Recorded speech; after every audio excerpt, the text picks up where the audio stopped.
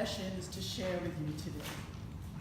The first one, I really like those subway lift elevators. You know, the ones that start out on the subway platform and that you get on and they take you up to the mezzanine and then the mezzanine to the street. Well, I love those platforms, those elevators.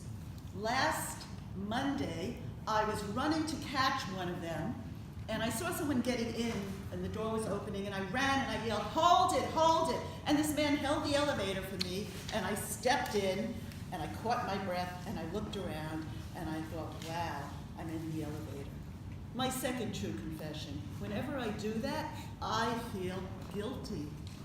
I feel, why am I doing this? All the other people in the elevator have canes, baby carriages, crutches, wheelchairs, and I was running. And you're running. And I was running.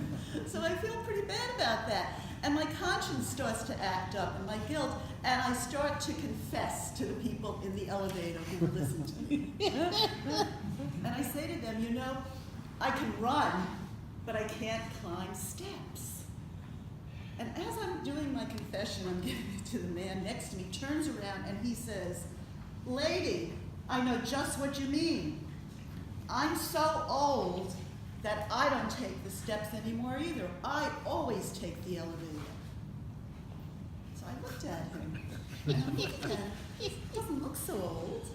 And at that point I said, you know, I have to ask him a very personal question. So I turned and I said, "Mister, how old are you?" And he said, 54. 54. I thought, wow, that's not so old. Now I feel vindicated. I'm much older than him. I can be in this elevator. And then I started thinking, age is really a relative thing, isn't it? Isn't it? Don't we all feel old at some point? No matter what age we are. And I know that all of you in this room are so many varying different ages. And usually when I give a speech like this about ageism, most of the people are my age or older. So they all shake their heads and say, I understand. But I think you all understand also, even those of you who are probably in your 20s and 30s and 40s and upward.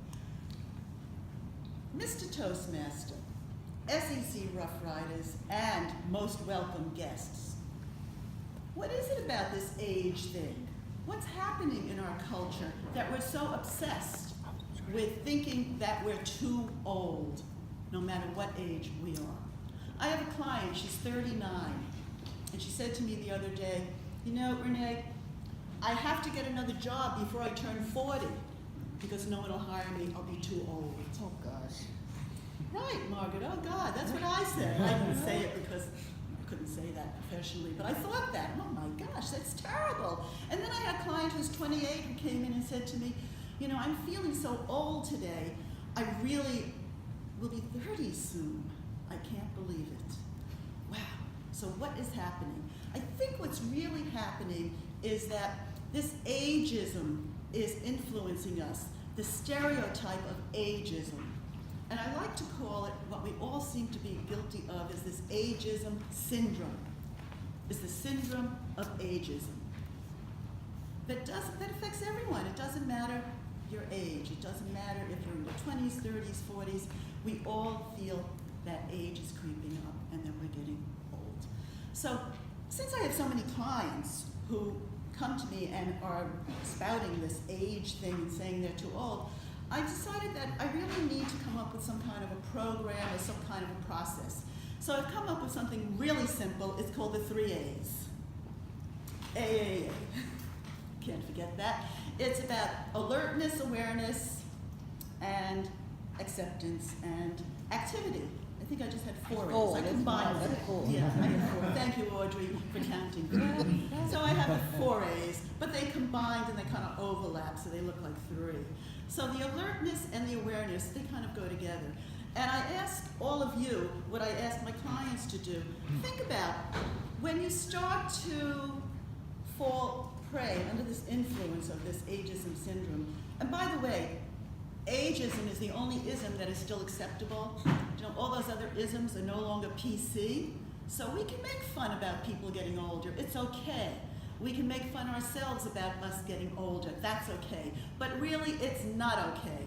And that's what my talk is about today, is to try to get you to be aware of your language. So I'd like you to repeat after me, and this is something I want you to internalize when you hear this. I am old. Let me hear you say it. I am old. Okay, let me hear you say, I am older. I am older. Okay, can you see or feel the difference between old and older? Well, from now on, I would like you to have the alert and aware.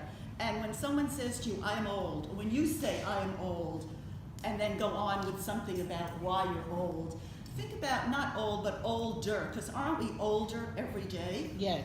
Yes, we're older from the minute we're born. So it's no longer, I am old, but I am older. And the last A is the A of activity. Be active, take care of yourself, because this body that you have is going to follow you through all those years ahead.